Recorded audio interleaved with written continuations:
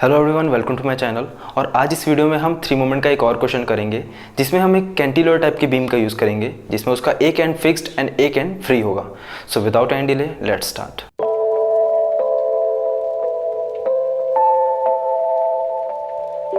तो यहाँ पे हम सबसे पहले देखते हैं कि यहाँ हमारा एक बीम बना हुआ है जिसमें पहला पॉइंट फिक्स्ड है एंड सेकंड पॉइंट है सिंपली सपोर्टेड है और इस स्पान पे हमारा 10 किलोन्यूटन का लोड लग रहा है।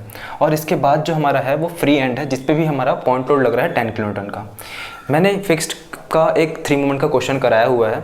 अगर आपने उस वीडियो को नहीं देखा है तो आप उस वीडियो को देख कर आइए, क्योंकि उस वीडियो को देखने के बाद आपको फिक्स्ड बीम से थ्री मोमेंट से रिलेटेड जितने भी डाउट थे वो क्लियर हो जाएंगे। उसके बाद आपको ये ईजी लगने लगेगा। तो यहाँ पे हम देखते हैं कि इसको कैसे सॉल्व कर सकते हैं। तो इसमें सबसे पहले जहाँ पे हमारा फिक्स्ड सपोर्ट रहता है उसके जगह हमें सिंपली सपोर्टेड इमेजिन करना पड़ता है और एक स्पान भी इमेजिन करना पड़ता है जिसका नाम देते हैं हम ए डैश।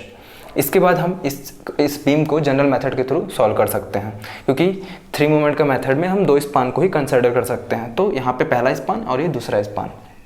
इसके बाद सबसे पहला पॉइंट देखते हैं हम free body diagram. Free body diagram में जो हमारा इमेजिनरी स्पान है उसकी वैल्यूज़ को हम जीरो करते हैं, क्योंकि ये हमारा इमेजिन किया हुआ है तो इसकी सारी वैल्यूज हमारी जीरो हो जाएंगी। तो यहाँ मोमेंट का वैल्यू जीरो, एरिया का value zero and x bar centroid का वैल्यू भी जीरो आएगा। इसके बाद हम देखते हैं स्पान 2 मतलब ए बी स्पान। तो यहाँ पे हम देखते हैं कि मोमेंट का यहाँ पे पॉइंट लोड लग रहा है तो मोमेंट का फॉर्मूला होता है W A P by L.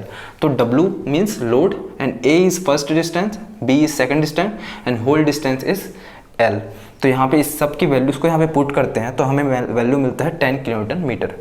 इसके बाद एरिया फाइंड करते हैं। जैसे कि पॉइंट लोड लग रहा है और इसका बेंडिंग मोमेंट का एरिया, बेंडिंग मोमेंट बनता है पॉइंट लोड का ट्राइंगल, तो उसका फॉर्मूला हो जाएगा 1/2 ब्रेथ इनटू हाइट। मतलब ट्राइंगल का एरिया हो जाएगा breadth into height, 1 by breadth into height.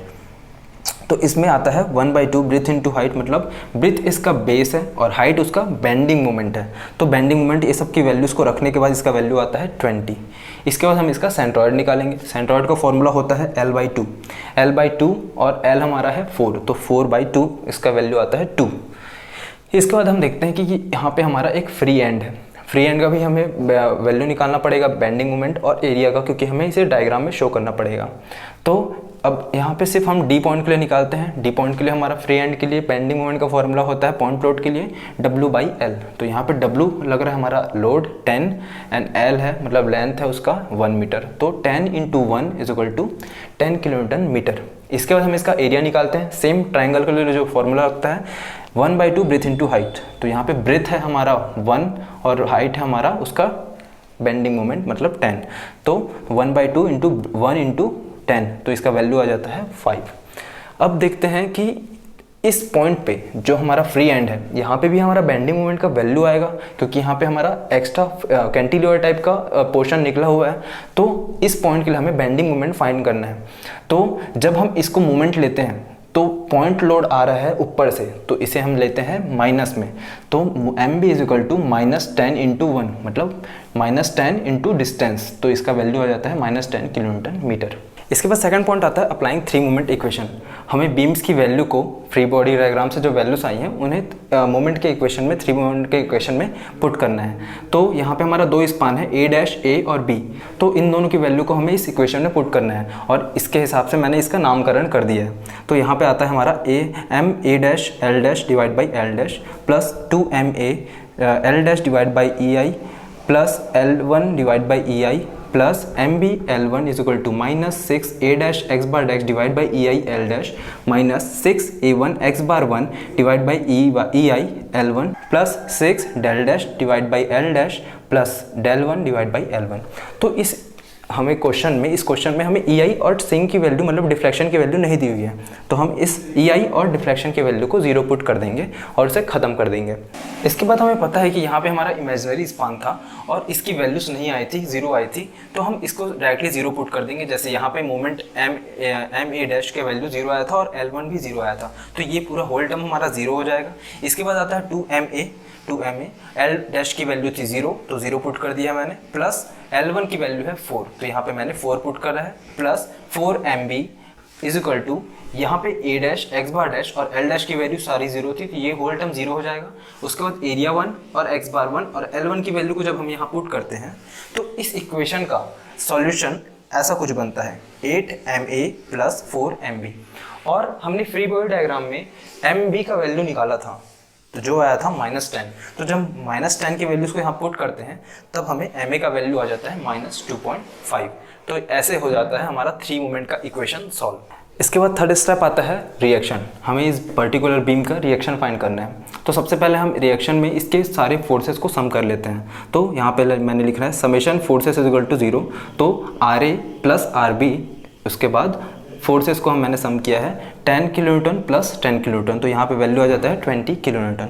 इसके बाद हमें इस RA RB मतलब रिएक्शन के वैल्यूज़ को फाइंड करना है इंडिविजुअली RA और RB का। तो इसमें हमें मोमेंट्स के थ्रू इसके वैल्यूज़ को फाइंड करना है। तो मैंने यहाँ पे मोमेंट = 0 ले लिया और MA से अब सारे मोमेंट्स को कैलकुलेट करना है। तो MA = -10 × 5 + RB × 4 -10 × 2, मतलब डिस्टेंस को हम लोग को उसमें मल्टीप्लाई करते जाना है उसके सपोर्टिंग्स के हिसाब से, सपोर्ट्स एंड लोड्स के हिसाब से। तो इसमें RB का वैल्यू आ जाता है हमारा 16.875। और जब हम इस RB के वैल्यू को अपने फोर्सेस के सम में रखते हैं, जैसे RA + 16.875 = 20, तो हमें RA का वैल्यू फाइंड हो जाता है। इसके बाद लास्ट पॉइंट आता है हमारा डायग्राम। हमें इस बीम का डायग्राम बनाना है according to their movements and forces. तो इसमें सबसे पहला डायग्राम आता है बेंडिंग मूवमेंट का। तो इसमें पहले स्पान पे हमारा पॉइंट लोड लग रहा था और पॉइंट लोड का डायग्राम बनता है ट्रायंगल, और इसके बेंडिंग मूवमेंट का वैल्यू आया था 10। तो मैंने यहाँ पे 10 में ट्रायंगल बना दिया है। और इसके बाद हमारा आया था स्पान B, मतलब B का जो D पॉइंट था उसका स्पान आया था, उसका वैल्यू आया था 5। तो यहाँ पे भी हमारा पॉइंट लोड लग रहा है तो ट्रायंगल बना दिया है। इसके बाद हमें सपोर्ट्स में जो बेंडिंग मोमेंट्स मिले थे, मोमेंट्स के वैल्यूज़ मिले थे जैसे पॉइंट A में और B में, तो इसके वैल्यूज़ को हमें इसमें पुट करना है। तो यहाँ पे हमारा पॉइंट A पे हमारा वैल्यू आया था MA का 2.5 और B पे आया था -10। तो मैंने यहाँ पे इसको पुट करके बेंडिंग मोमेंट डायग्राम बना दिया है। इसके बाद नेक्स्ट आता है हमारा shear force diagram. Shear force diagram में हमारा RA का वैल्यू आया था 3.125।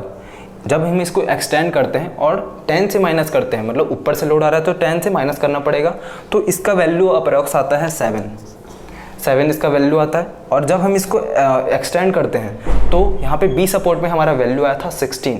तो 16 पॉइंट कुछ आया था, मतलब वो अप्रॉक्स 17 था। तो 17 में से हम 7 को माइनस करते हैं तब हमारा यहाँ पे वैल्यू आ जाता है 10। और हमारा लास्ट जो 10 मोमेंट आया था वो हमारा यहाँ पे इक्विलिब्रियम हो जाता है एंड पे। तो ऐसे बनता है हमारा यहाँ पे shear force diagram. I hope आपको ये वीडियो पसंद आया और इस वीडियो में मैंने जिन जिन पॉइंट्स को कवर किया वो आपको समझ आ गया हो। इसके बाद भी अगर आपको किसी पॉइंट पर डाउट आता है तो आप मुझे कमेंट सेक्शन में पूछ सकते हैं। सो मिलते हैं नेक्स्ट वीडियो में। Thank you.